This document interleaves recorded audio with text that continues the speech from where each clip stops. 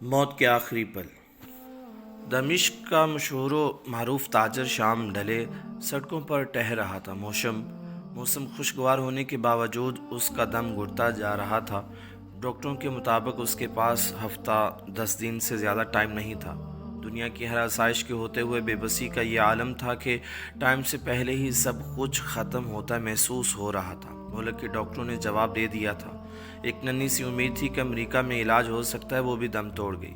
جب وہاں کئی مہینے ٹیسٹ وغیرہ کروانے کے بعد سینئر ترین ڈاکٹر نے آخرکار ایک دن آ کر نرمی سے سمجھایا کہ آپ کے پاس زیادہ ٹائم نہیں ہے، لہٰذا میرا مشورہ ہے اور عقل مندی یہی ہوگی کہ باقی کا قیمتی ٹائم آپ اپنے بیوی بچوں کے ساتھ گزاریں۔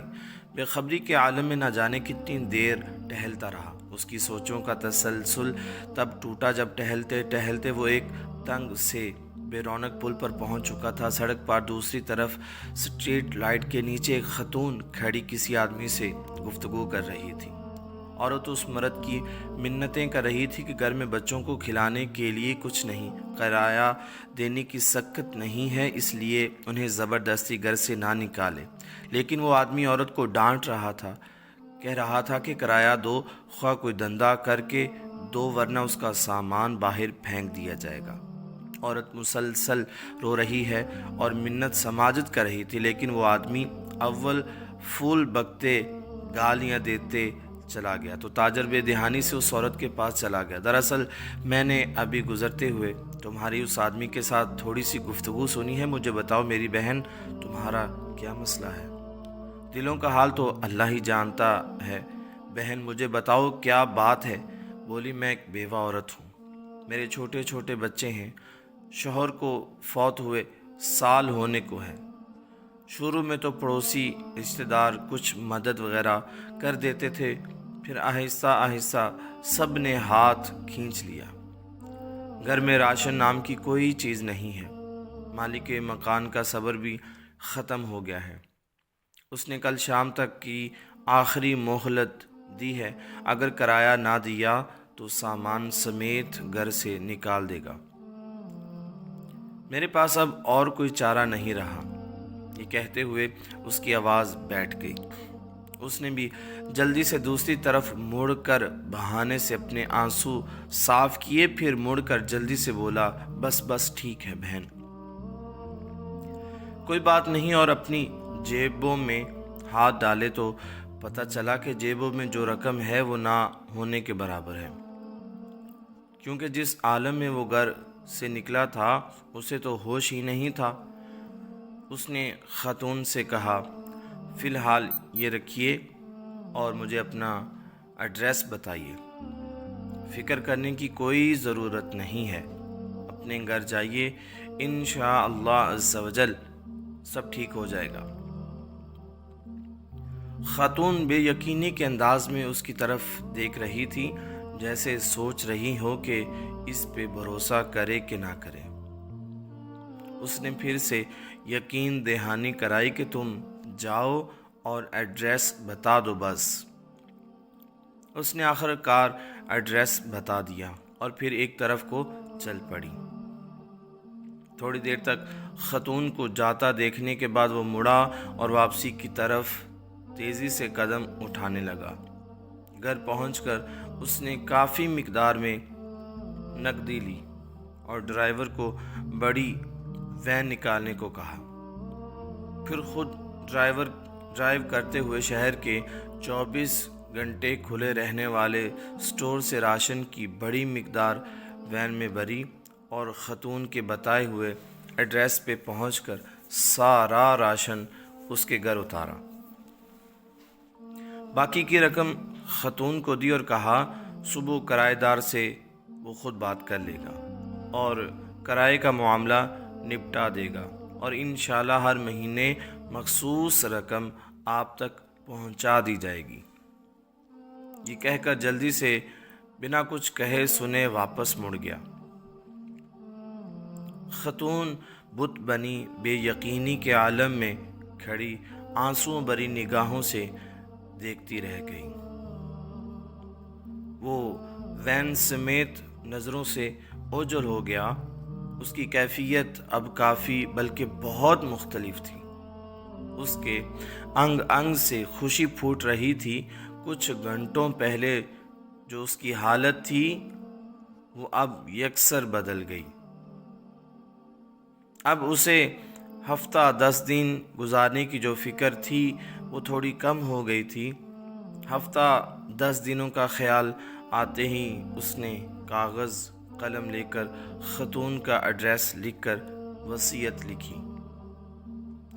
وصیت میں لکھا کہ ہر ماہ باقاعدگی کے ساتھ 4 لوگوں کے معقول سے بڑھ کر خرچے کی رقم اس ایڈریس پر بھجوائی جائے، اور کاغذ کو لفافے میں بند کر کے تجوری میں رکھ دیا۔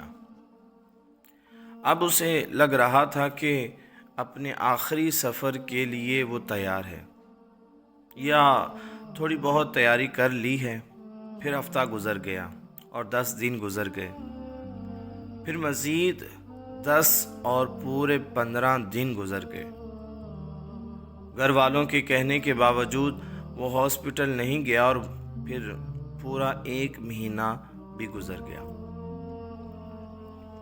اور اگلے مہینے کی رقم بھی اس نے فوراً بھجوا دی۔ پھر ایسے ایک مہینہ کرتے پورا سال گزر گیا، اور وہ معمول کے مطابق رقم بھجواتا رہا۔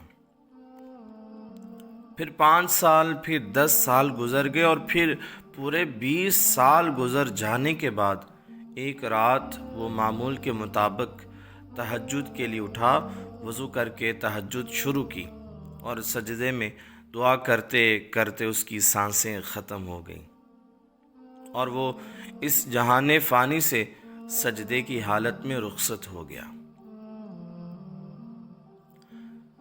یہ سچا واقعہ یہاں ختم نہیں ہوتا، اصل خلاصہ تو اب آنا ہے۔ گھر والے جب صبح اٹھے تو اس کو سجدے کی حالت میں مردہ پایا۔ افسوس کے ساتھ گھر والوں کو اس بات کی خوشی سی بھی تھی کہ اچھی اور مبارک موت ہوئی ہے۔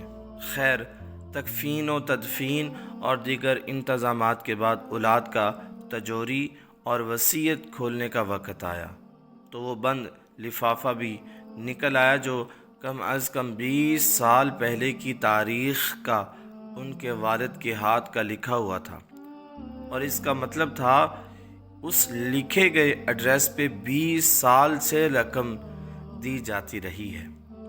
لفافہ پڑھنے کے بعد ان کو پتہ چلا کہ والد صاحب کو فوت ہوئے 7 دن ہو گئے ہیں، جو کہ تکفین و تدفین اور رشتہ دار لوگوں کے ملنے ملانے میں نکل گئے ہیں، اور وصیت کے مطابق رقم کی ادائیگی 7 دن لیٹ ہو گئی ہے۔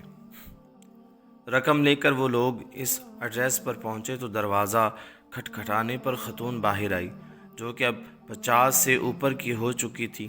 سلام و دعا کے بعد تاجر کے بڑے لڑکے نے خاتون سے مؤدب انداز میں کہا کہ ہم آپ کو والد صاحب کی طرف سے ماہانہ مخصوص رقم ہے وہ دینے آئے ہیں، اور معذرت چاہتے ہیں کہ رقم کی ادائیگی 7 دن لیٹ ہو گئی۔ وہ اصل میں خاتون جلدی سے بولی، ارے نہیں، کوئی بات نہیں، آپ کے والد صاحب کے ہم پر بہت احسانات ہیں، آپ لوگ میری طرف سے والد صاحب کو بہت بہت شکریہ بولیے گا، اور انہیں بتائیے گا کہ ہم ہمیشہ انہیں دعاؤں میں یاد رکھتے ہیں اور رکھیں گے، اور میری طرف سے آداب کے ساتھ انہیں بتائیے گا کہ اب انہیں رقم بھیجنے کی ضرورت نہیں ہے۔ بیٹا حیرانگی سے بولا، کیوں نہیں ہے ضرورت رقم کی؟ خاتون نے خوشی کے آنسوؤں میں ملی آواز میں جواب دیا، اللہ کے فضل سے مہینہ پہلے میرے بڑے بیٹے کی ملازمت لگ گئی تھی، اور 7 دن پہلے ہی بیٹے کو اس کی پہلی تنخواہ بھی ملی ہے۔ خاتون روانی میں پتہ نہیں کیا بولے جا رہی تھی، جبکہ لڑکوں کے کانوں میں خاتون کا یہی جملہ اٹک کر رہ گیا، 7 دن پہلے ہی میرے بیٹے کو اس کی پہلی تنخواہ ملی۔ عربی سے منقول ہے کہ آپ صلی اللہ علیہ وآلہ وسلم کا فرمان ہے، رازداری میں کیا گیا صدقہ اللہ پاک کے غصے کو بجھا دیتا ہے۔ ناظرین اور سامعین، آپ نے جو واقعہ سنا، یقیناً یہ ایک سبق آموز واقعہ ہے، اور اللہ تعالیٰ کسی کو بے سہارا نہیں چھوڑتا۔ اگر کسی کا شوہر یا باپ مرتا ہے تو اللہ تعالیٰ اس کے عوض کوئی نہ کوئی ڈیوٹی ضرور لگاتا ہے۔ اللہ تعالیٰ عمل کی توفیق